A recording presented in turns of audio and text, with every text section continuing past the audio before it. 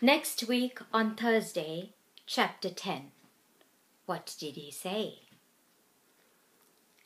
At least once in a lifetime, one experiences a sense of being in a space where time stands still. It is a drunken feeling of craning one's neck and peering over the cusp of eternity. Such was that purple petal afternoon with Gloria. There was a somnolence in the hazy air, as if the garden stood on tiptoe to eavesdrop on our conversation. Sparrows jostled and shoved one another in Bird Cafe. An avian orchestra performed all around us, the raucous symphony punctuating spaces of silence with caws, chirps, and the dull drone of cicadas. I turned to address Gloria. I'll give up my friendship with Harold if God makes him well. I told him that. Told whom? She looked puzzled. Harold? Why? No, God. I told God, I said, and Harold, of course. Why? What did he say? Her eyes widened with curiosity. Okay, so she probably thinks I'm a crazy woman. God? I asked. No, Harold. What did Harold say? Harold? He just smiled. And God? He's been silent. He says nothing. But why would you make such a sacrifice? Why would God demand it of you? Okay, so this was a weird conversation, and with Gloria of all people. Oh, God never asked it of me, I answered. I offered because I felt I had to do something, because that's how important Harold's well-being is to me. She probably thought I was completely cuckoo. I guess I made her uncomfortable. Gloria changed the subject. Did Harold tell you about the surgery? The spell was broken. He told me he was leery about having the feeding tube inserted into his abdomen. He also said, Gloria wants me to live, I replied. Well, duh, she answered and rolled her eyes.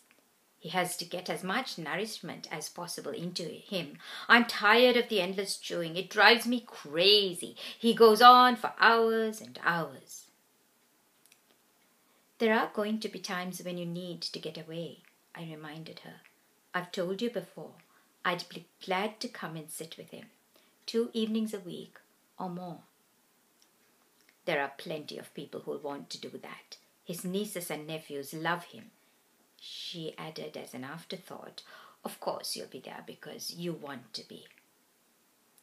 I decided not to read anything into it. I'm sure she didn't mean to snub me. Gloria glanced at her watch. It's been an hour already. She sounded surprised. I have to get back. I'm expecting a client in the afternoon. I'll drive you, Gloria, I offered. She didn't object. We stepped into the kitchen.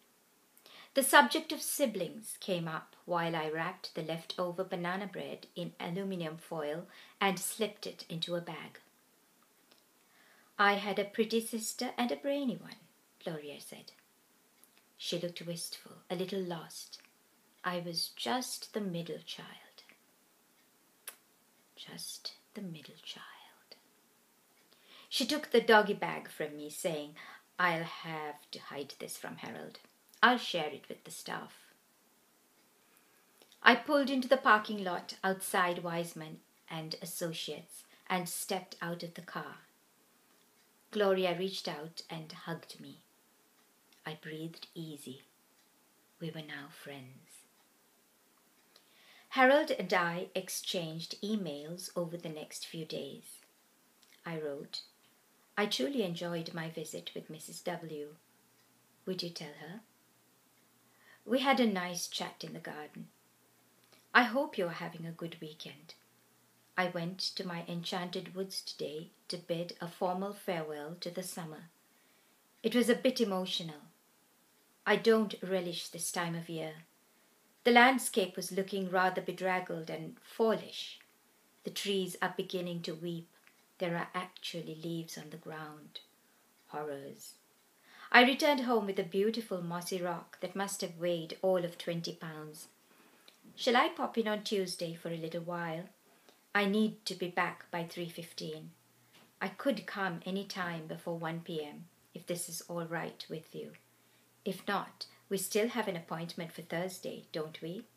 My love to you both. Selina. Harold wrote back. What kind of a mule are you to carry 20 pounds? Stubbornly determined, I presume. Gloria spoke highly of your garden and you. She agreed that I could retain you as a friend. Relish what fall and winter have to offer. We discussed my living until and beyond the locked-in stage. I told her I need 12 people to take 2-hour shifts if I ever need full-time care. I now have her and you. Love, Harold. She agreed he could retain me as a friend. I replied. I am as stubborn as someone else I know, I suppose. Are we on for Thursday? I could come by tomorrow too for a wee while if you would let me know early if you are free. Actually, I told Gloria I would be willing to do 2 full evenings a week if you needed me. That would be 2 4-hour shifts for sure, and anything in between as required. Let's pray it won't come to that. Love, Selina. Harold responded, tomorrow, but between 4 and 5, if convenient. I am so pleased. We'll talk through my screen. Love, Harold.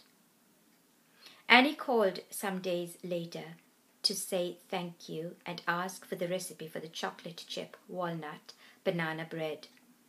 We all got a piece. It was delicious, Selina. Could I have the recipe?